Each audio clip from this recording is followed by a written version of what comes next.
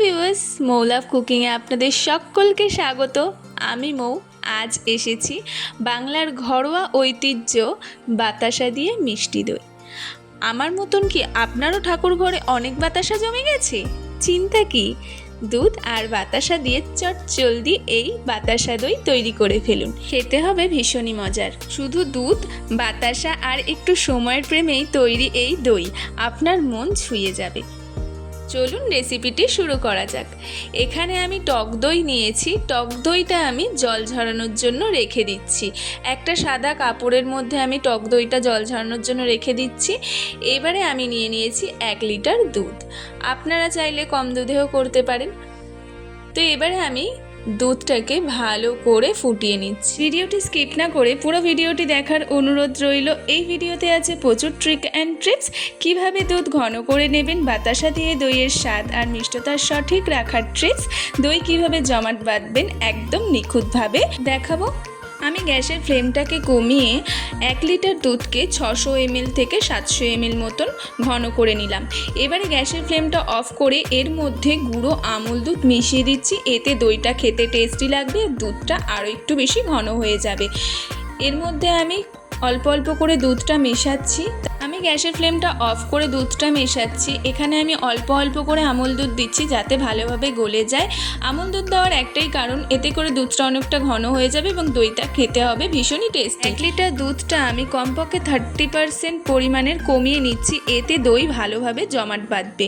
আমি হালকা আঁচে আবার দুধটাকে ভালো করে ফুটিয়ে নিচ্ছি। দুধটা ভালোভাবে ঘন হয়ে গেলে আমি গ্যাসের ফ্লেমটা বন্ধ করে দেব। দুধটা আমার পারফেক্টলি হয়ে গেছে, এটা আমি তুলে রাখছি। এবারে আমি বাতাসা গলিয়ে নিচ্ছি। বাতাসাগুলো ডিরেক্টলি যদি দুধে দিয়ে দেওয়া হয় তাহলে দুধটা কেটে যেতে পারে, তাই আমি বাতাসাটাকে ভালোভাবে গলিয়ে নিচ্ছি। আপনারা কিন্তু দইটা চিনি দিয়েও করতে পারেন, এটা ভীষণই অপশনাল। ডিরেক্টলি বাতাসা বা চিনি দুধের মধ্যে দেবেন না, এতে করে কিন্তু দইটা ভালোভাবে সেট হয় না এবং চিনিটা যেহেতু গলে না সেক্ষেত্রে দইটা পারফেক্টলি হয় না। এইভাবে আপনারা চিনি বা বাতাসাকে ভালোভাবে গলিয়ে নিলে সেক্ষেত্রে আপনার খুব ভালোভাবেই দইটা বসে যাবে। এখানে আমি একটু এলাচ ইউজ করেছি, এলাচের গন্ধটা কিন্তু ভীষণই ভালো যায় দইয়ের সাথে। দেখুন বাতাসাটা একদম গলে কি সুন্দর পাক চলে এসছে। এরকমভাবেই কিন্তু পাকটা আনতে হবে।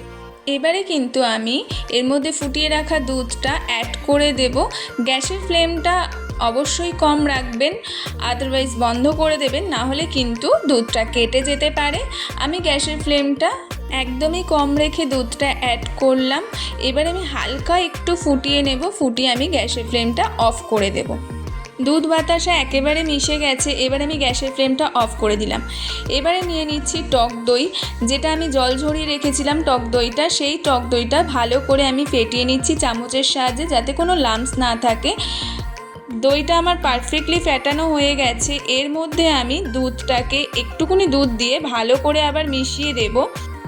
আমি দুধের সাথে ভালোভাবে দইটা মিশিয়ে নিচ্ছি যাতে কোনো দলা না থাকে এবং দুধের সাথে ভালোভাবে দইটা মিশে যায়। দুধটা কিন্তু খুব বুঝে শুনে দিতে হবে, খুব গরম দুধ ইউজ করা যাবে না এবং দুধ ঠান্ডা হয়ে গেলেও কিন্তু দই ভালোভাবে বসবে না।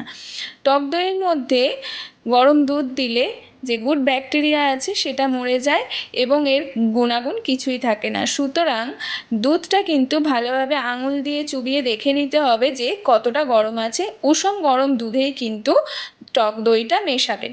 দেখুন আমার কিন্তু একদমই দইটা পারফেক্টলি ফ্যাটানো হয়ে গেছে। এবারে আমি দুধের মধ্যে মিশিয়ে দিলাম।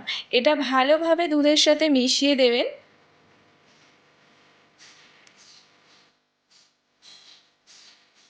দুধের সাথে আমি পারফেক্টলি দইটা মিশিয়ে নিয়েছি। এবারে আমি দইটা পাতবো। আমি একটা মাটির পাত্র নিয়েছি, আমি দইটা মাটির পাত্রেই বসাবো।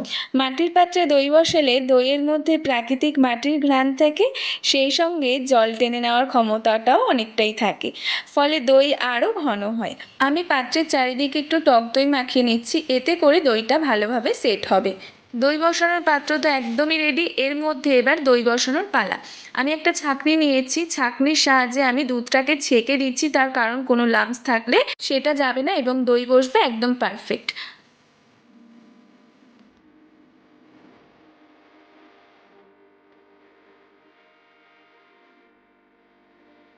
দেখুন পাত্রতে তো দেওয়া হয়ে গেছে, এবার এটা একটা গরম জায়গায় রেখে দিন 7-8 ঘন্টার জন্য। তাছাড়া আপনি যদি চটজলদি দই পাততে চান সেক্ষেত্রে আপনাকে কী করতে হবে, এই গামলার মধ্যে জল নিতে হবে, জল নিয়ে এটাকে কিন্তু স্টিমে দিতে হবে। আমি দইটাকে স্টিমে বসাচ্ছি 10 মিনিটের জন্য। এতে করে পারফেক্টলি দইটা বসে যায় এবং কোনো সমস্যাই হয় না দই বসতে। আমি দেখুন এখানে একটা ঝাঁঝরি গামলা নিয়েছি, দইটাকে ওপর থেকে আমি চাপা দিয়ে দিচ্ছি। আপনারা কিন্তু ফয়েল পেপার দিয়ে এটা আটকে দিতে পারেন, আমার কাছে ফয়েল পেপার ছিল না, তাই জন্য আমি একটা প্লেট দিয়েই চাপা দিয়ে দিলাম। এবারে আমি এটা স্টিমে বসিয়ে দিলাম 10 মিনিটের জন্য। 10 মিনিট আমি স্টিমে রেখে আমি 8 থেকে 10 ঘন্টা একেবারে ছেড়ে দিয়েছিলাম। আমি রাত্রিবেলা দই বসিয়েছিলাম, সকালবেলা একেবারে পারফেক্টভাবে জমে গেছে। এবারে এটাকে ফ্রিজে রেখে দিতে পারেন অথবা আপনি এটা এইভাবেই খেতে পারেন। আমি একটু ফ্রিজে রেখে দিয়েছিলাম। ফ্রিজে রাখার আগে পুরোপুরি ঠান্ডা হওয়া একদমই জরুরি আছে, নাহলে কিন্তু দই ফেটে যেতে পারে। আমার দই কিন্তু একদমই পারফেক্ট হয়ে গেছে। এবারে আপনাকে দেখাবো কতটা পারফেক্ট হয়েছে, কতটা ক্রিমি আর কতটা সুন্দর ঠিক হয়েছে। একদম দোকানের মতন কিন্তু টেক্সচার হয়েছে এবং খেতেও কিন্তু অসম্ভব সুন্দর হয়েছে। দেখতে যেমন সুন্দর হয়েছে খেতেও কিন্তু দুর্ধর্ষ এই দইটি। মাটির ভাঁড়ের গন্ধ আর মিষ্টি মিষ্টি দই, উফ, এই স্বাদ বলে বোঝানো যাবে না। এই রেসিপিটি যদি আপনাদের ভালো লাগে তাহলে ভিডিওটি লাইক করে দেবেন, শেয়ার করুন আপনাদের বন্ধুদের সাথে, আর চ্যানেলটিকে সাবস্ক্রাইব করতে একেবারেই ভুলবেন না। আর কমেন্ট করে জানাবেন আপনারা কোন মিষ্টির রেসিপি দেখতে চান। সকলে ভালো থাকুন, সুস্থ থাকুন। আজকের মতো tata, thank you for watching.